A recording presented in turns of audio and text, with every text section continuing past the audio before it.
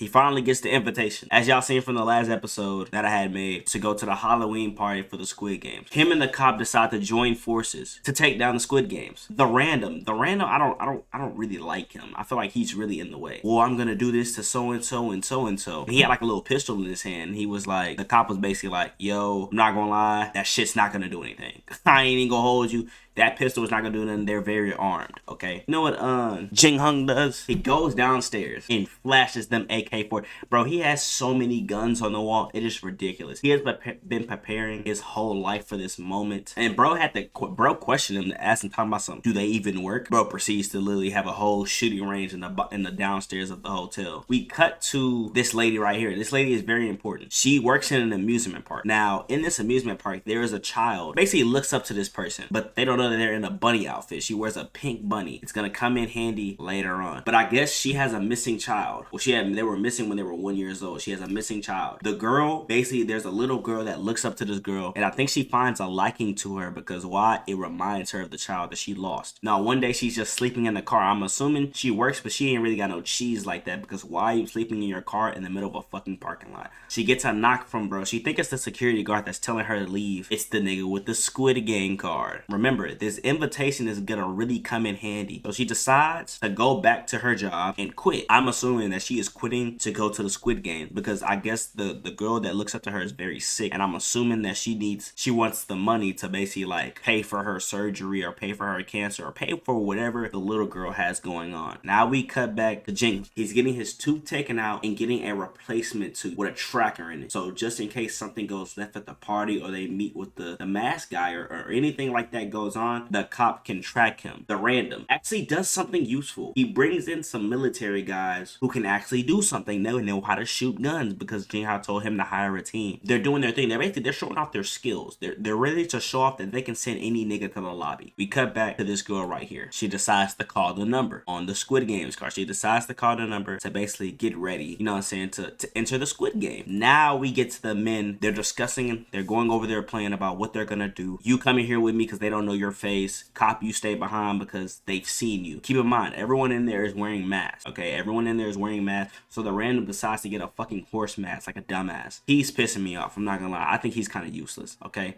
They walk into the party, they're looking around. He's looking for someone in a suit. Boom, nigga. Bro, the cop is sitting in the car looking around. He sees the Squid Game workers with the pink fit on with the triangle and the square over their fucking mask. So he gets out the car and starts pushing towards the party. He straight W keys these niggas. He basically walks to the front of the club, right? And tells bro, hey bro, I'm a cop, bro. Let me in. Bro said, hold on. Everyone's a cop tonight. Bro cop presses the fuck out of him. It says, does this look like a toy? Puts the gun to this fucking chest and says, let me in the fucking party. Well, he didn't even say let me in the fucking party. He just walked in like a real G, nigga. As Jing Hao, he's looking for the Squid Game workers that are in there because you know they have radio. My nigga, the Squid Game worker literally walks up and tases the random. Now he's not really a random, but I'm gonna call him a random because I kind of find him kind of useless. He walks up and tases the random in the middle of the party like it's nothing. Jing Hung, he runs into the Squid Game workers. Now he starts following him and like up these stairs or something. Like he should have knew it was a setup from the beginning, but I don't think he gave a fuck. So he starts following him up the stairs into a limo that's parked outside, a white limo. Meanwhile, the cop finds the random. He finds the random laid out on the table, basically tells him to wake up, tells the military guys, hey yo, look, it's go time, nigga. They start following the limo. Jing Hun starts talking to a pig. Now he's talking to the pig, and it's a lot of foreshadowing because you know the pig is what they drop the money in, but he's basically talking to the masked man. Jing Hun basically is telling the masked man, they start having a conversation. He's basically like, yeah, I want to stop the Squid Games forever because they prey on the weak. The man sits there and says, if the world doesn't change, the games will never end. He dropped a bomb on that nigga, bro. He is literally, Jing Hao is literally raging. He's raging in the seat, like he wants to smash his desk. During this conversation that they're having, they're in two cars. Actually, they're in three. It's three cars. The cop is in a car by himself, and then you have the random and the military guys or the ex-military guys. They're following the car, but the masked man is a smart nigga. He knows he's being followed. They were there to kidnap him. He knows. That's why he had the pig in the front. That's why he's talking to him, not virtually, but he's not present while talking to him. He knows that they were trying to kidnap him. It sounds like he knows the whole plan. And guess what he does? The tires of the people behind him, remember when I told you the ex-military men in the random were following him? The tires end up popping. And guess what? From one of the Squid Game workers, they shoot the fucking tires. They shoot the tire. They snipe the tires out. So the only person that can follow them is the cop. So he's on their tail. There's a bomb under his car that blows out both back tires, nigga. He was on point the whole time. And he's talking his shit too. Basically saying that, yeah, nigga, I know your plan. You tried it. Good luck. I have 99 play recognition. 99 play recognition, bro. So in panic, Jin Hung asks us to play the games again. He wants to play the games again. He wants to go back into the Squid Game. And he basically telling the man, like, yeah, you're scared to let me play again because I've already won. Like, and that would make your investors very happy that someone that won a Squid Game is coming back. Mask Man tells him, do you think you can change the world coming back and playing this game again? Because you already won the money. You coming back is not going to prove anything. Jin Hun says he can prove it to you. That he can basically win this shit again. And for real, stop your Squid Game. He can stop it. The gas starts to come in, knocks him out. It's time to go into the fucking Squid Game, nigga. Keep in mind, when they were starting to blow up the cars, right? He shot the glass, but it's bulletproof. As soon as the gas starts, he rolls the bulletproof window down and shows himself. He literally shows himself, literally being there the whole time. So I thought that he was like on the island or something and he was communicating through the pig. No, the nigga was in the fucking front seat. The cop basically says, plan B, it's go time. So they think they're 2 steps ahead. And I assure you, that they're not. Remember when I told y'all this lady, the girl who was at the carnival with the pink bunny suit on and everything, being all friendly with the kids, everything like that, right? She goes to the address of the Squid Game. She calls and she calls the card and she pulls up to the address. They get into the back of this trailer. My nigga, she goes in there. For you to get involved in a Squid Game, you basically get in a van, they knock you out with gas. She got in the trailer and put the fucking Squid Game worker suit on. She is one of them. How are you in the carnival doing nice things with kids and then you're going to the Squid Games and knocking niggas off like it ain't shit, sniping niggas, getting 360 no scopes? How are you doing that? That is crazy. Like, I was like, when I was watching, I was like, yo, what the fuck? And that concludes episode 2.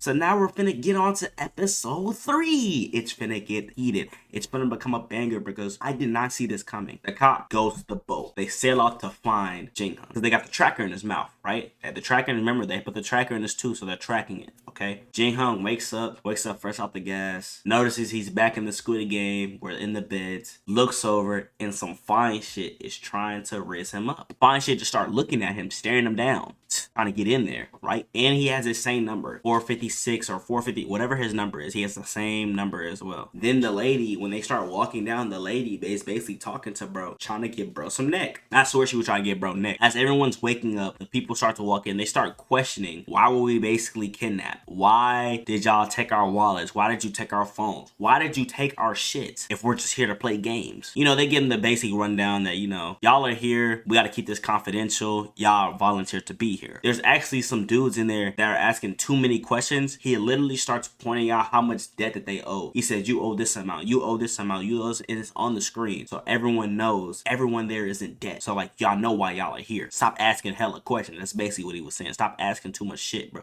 It was one nigga in particular, he was a crypto nigga. He owed like 2-something billion because he lost a lot during the crypto shit, bro. I find it kind of fine that they kind of like adding new shit into like, well, not new shit, but like modern shit into the new season, like YouTube and things like that. So it's telling me it doesn't take place in nothing in the old days or nothing like that, okay? They added a new rule. After every round, you can basically leave if you want to with majority vote. Y'all know it has to be majority vote. Now, we cut back to the random and the cop. They pull up to the island where the tracker was going off, to where like, this is the island. And in the footage itself, is basically, it opens up the red light, green light room to where there's birds flying over and it sounds like they're on an island. So look, after they pull up on the guy, on the guy that's fishing, right? They pull up on him, they think that, oh, they're underground, you know, nigga, you know something's up. We cut back to Jin Hung. right? He starts to check his tooth. He starts to notice, nigga, damn, the tracker is gone. How did they know the tracker is gone? We're gonna cut back to the random and the cop. The random starts to go through the bait, finds a tracker. The random guy tells him there was a guy at the dock that basically gave him some bait, like some free bait to go fish with. And I'm assuming whenever they knocked bro out, they checked his whole body to see if there was a tracker on him at all. And you know what? I'm pretty sure they were watching, because it's all starting to make sense now. When the man who's putting the tracker in, they had to have like seen him coming out, asked him questions about what he did. He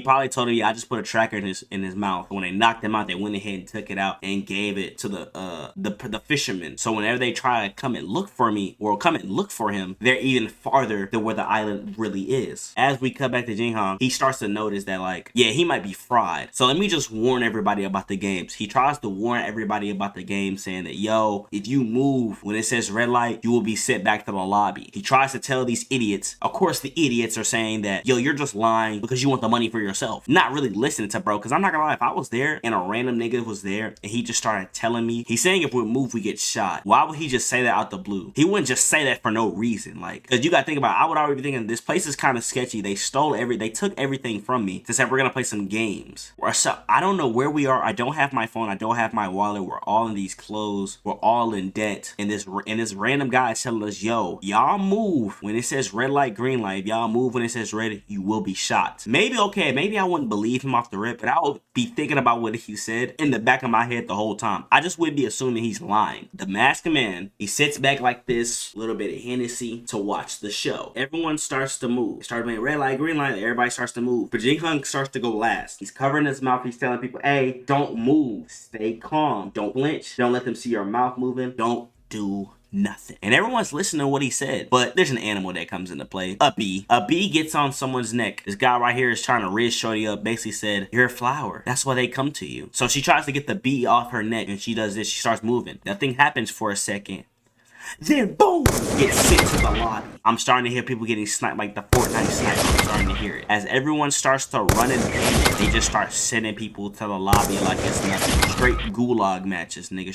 Straight underworld, nigga. And he sits back to continue to have a drink. Guess who's dropping? Her. The pink bunny lady. He's shooting him out the walls like it's not nothing. Getting straight headshots. 400 pump. As everyone is starting to get dropped, bro sits back and starts playing jazz music. He really starts enjoying the show. It cuts back to the pink bunny. I guess someone moved, but I think she recognizes the person that moved. Now I might have to go back and watch, and basically is like, yeah, I'm not gonna take the shot. I think it might be the dad of the little girl that she likes. Remember I told y'all this purple hair guy? Bro pops some type of drug to where he's high as hell. And you know what he does since he's high as hell? He pushes someone's down. Now they get sent to the lobby. He says, my bad. So there is a man that moved. He gets shot in the leg. He basically tells Jinghong, I don't want to die. Keep in mind, Jinghong's already past the finish line. So he goes and he helps bro get up. And this lady does too. This lady also comes and helps. They basically put him over his shoulder and they get to limping this nigga to the finish line. We cut back to the cop. They decide, you know what, we're gonna go back to shore. But the random accuses the military men of like, were y'all talking too much? How would they know that there's a tracker? How did they know there was a tracker in his mouth? No one says anything and they head back to shore. Remember when I told y'all the man got helped and they limped him to the finish line? As they were lifting him, he got shot anyway. Sent them to the gulag any fucking way. Even though, because she said, well, he lost technically. So I just put him down. But you should have dropped off the nigga that moved earlier, but you didn't because you knew him. But we're going to get to that in a second. Red light, green light is over. They go back into the room. Obviously, the people are scared. Jinghong calls for a vote. He says, yo, we can vote to leave here, right? Like, we can vote to leave. And they said, yes. So he wants to start the vote. But this is what the Squidward workers did. They said, look, before we start the vote, we need to show y'all the prize money of what y'all won first. So they start dropping the money into the pig. Now, as they're dropping the money into the pig, all these idiots start to get up and like, oh, bread is up there, bro. They all start looking, eyes get big as shit. Like they just seen a big booty ass stripper. Eyes get big as fuck. They start from biggest numbers to the lowest, right?